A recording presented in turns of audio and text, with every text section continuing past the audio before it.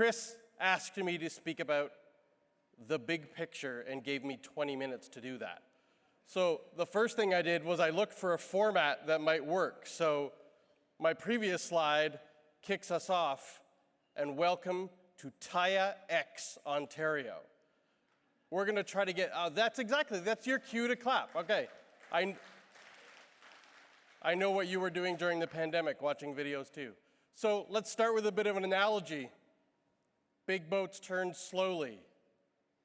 I think this is an analogy that makes sense from a leadership perspective and one that we can relate to. But there's actually a nuance here as it relates to leading change. And that is that as captains of big boats turn their steering wheels, and you're all captains of big boats, they don't actually even have the strength to move that big rudder that would be required to get the boat going in a new direction. There's a mechanism. When the captain turns the wheel of that boat, they turn something called a trim tab. And for any boating enthusiasts out there, you know that this is a thing. The trim tab is a smaller piece that's attached to the rudder that creates momentum that eventually moves the rudder, which eventually redirects the ship. Change leadership is much more about trim tabs than it is about sudden change in direction. Let's hold on to that as we move forward here. So we've heard a lot about inflation, and I reference it because it's relative to how big the issues are that we're wrestling with. And there are a few key factors that influence inflation. We've heard a lot about supply chain. We've heard a little bit about global energy, but also labor.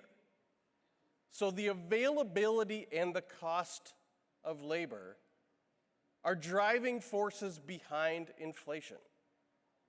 And that's relevant because it just goes to show you how big this issue is and how much we have to do to make those incremental changes to head to where we want to go. So let's do a little snapshot on this giant issue called Canada's tourism labor. There are a lot of different ways to look at these numbers. Beth referenced it in one of her comments about direct workers and indirect workers. This is the most recent data from Tourism HR Canada. 2019, going into the pandemic, across this country, 2.2 million Canadians were working in the tourism sector. And an often quoted reference point being that that represents 1 in 10 working Canadians. It's a pretty significant part of our workforce. And in the darkest moments of the pandemic, at its peak, 800,000 of those workers were displaced, laid off, terminated, furloughed, whatever it happens to be. 800,000, that is a very significant part of our workforce. And where we're sitting right now, which I think is actually remarkable, is we've finally come up across that 2 million mark again. But obviously you can see, and we're all living it and we're all feeling it, there's a lot of work still to do. So that's the scope of our problem. That's the big picture. We cannot move forward without reflecting on the lived experience of the people who work in this industry now, those of us who are still here, and those who were part of the 800,000, and they aren't still here with us. They aren't still working in our industry. We've all been through a number of years of trauma, especially for those who were on the front lines who were deeply affected by this. And I use this as a reference point because as we move forward, I believe we need to invest in human-centered solutions.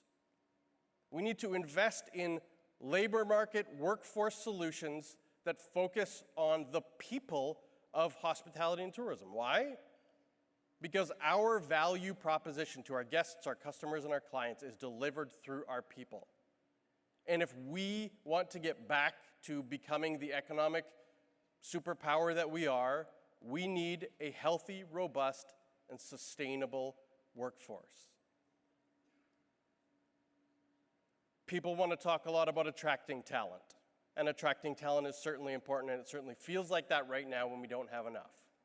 But I think retaining talent is actually the first place to start. And just out of curiosity, by a show of hands, how many in this room work in or around the tourism sector? Oh, okay, that's not a big surprise. Also by a show of hands, how many of you want to work for an individual or an organization that's doing everything they can to keep you and help you succeed? How many? Right. This is about magnetic cultures. This is about creating the workplace that keeps those who are already invested in it, creating a culture and attracting new talent. So how do we retain talent? Equity. What is equity? Equity is the process of removing barriers within our workplaces. If we are creating an equitable environment and we're using that as a retention tool, how to keep people, we need to figure out what barriers are in the way of people growing, learning, developing, advancing, building that career. And if you want to know how to figure that out, ask the people on your team, or if you are on somebody's team, find a way to express that to the person who influences your job.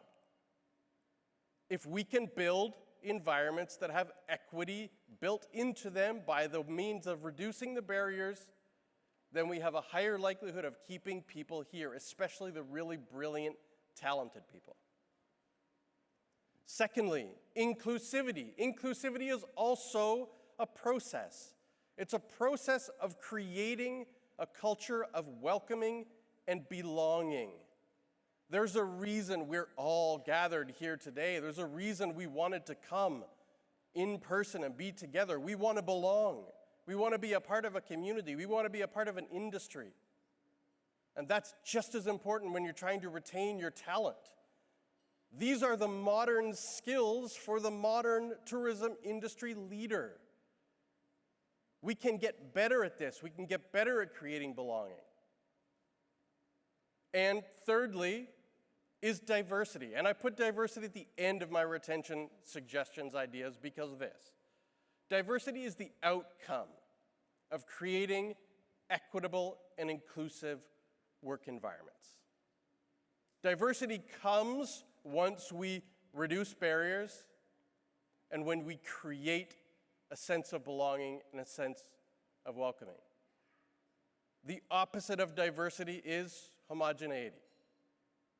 We do not need a homogeneous workforce. Look at the brilliant, talented people in this room from all different perspectives.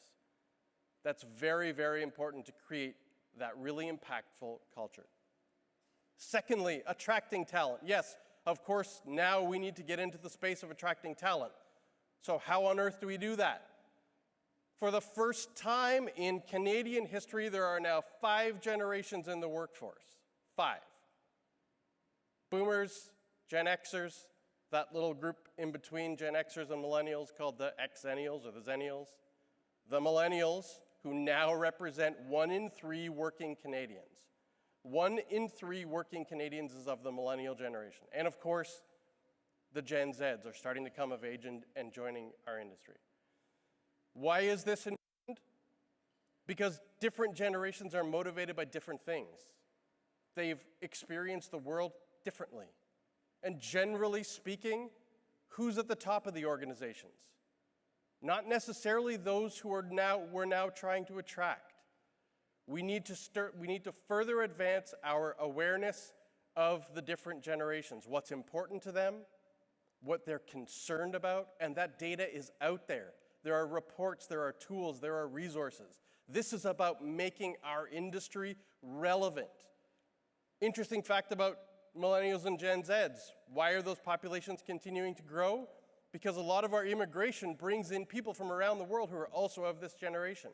And because we live in such a globalized world, you can actually see and identify the trends, the priorities, the needs, the desires, the wishes, the wants of these generations, regardless of where they were born and regardless of where they go. Secondly, work-integrated learning. Of course, the guy who used to work in education is going to talk about work-integrated learning. Work-integrated learning is a relatively new term and a relatively new field. But essentially what it's done is it's put all the elements of an academic program that are delivered on the job together under one umbrella. We used to call these things co-ops, internships, field placements, externships, practicum, work experience, lots of different terminology. There's actually 9 different types of work-integrated learning. But why is it important from a talent attraction perspective? Because it gives those students an opportunity to be in your workplace to continue to advance their learning before they start a career. And just so you know, this is not just about students who've decided to study tourism-related programs. Many institutions across this country, colleges, universities, are increasing the number of work-integrated learning experiences for their students. Every student is fair game to do a work-integrated learning placement with you in your business. Marketing students, engineering students, business students, accounting students. Yes, of course we want to prioritize those who are studying tourism and hospitality, but there are others. Broaden that horizon. Reach out to your college or university.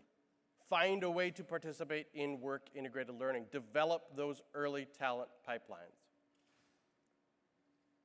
International professionals and students, we've heard a lot about immigration reform on its way, policy changes, those are really, really important.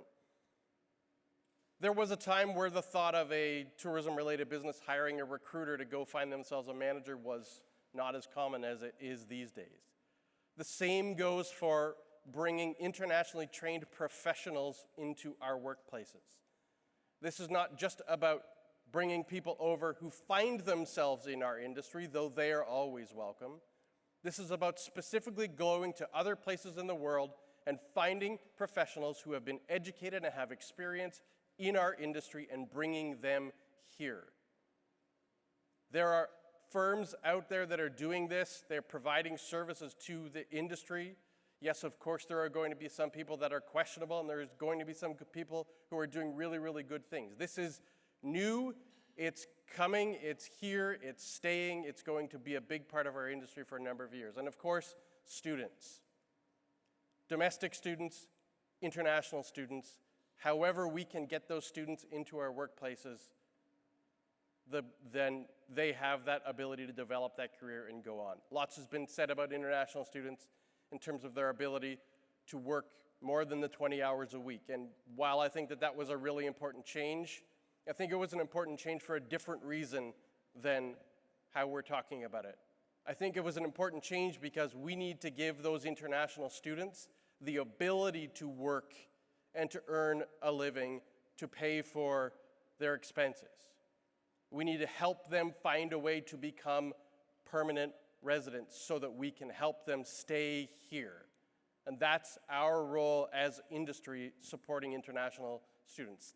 2021, there were 600,000 international students across this country.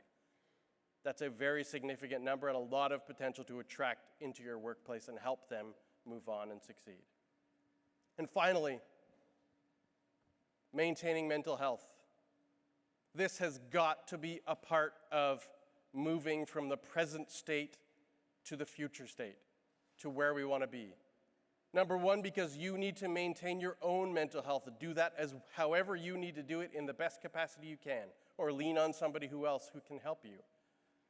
We also have the responsibility to maintain the mental health of the people who are working on our teams. Why? Because big boats turn slowly. We have a long journey ahead of us. We need to take care of ourselves, we need to take care of each other, and we need to be courageous enough to craft human-centered solutions to this great labor challenge that we're having. Thank you very much for your time. I've been Joe Baker. This is how you can find me if you need to. I wish you all the best of luck on your journey.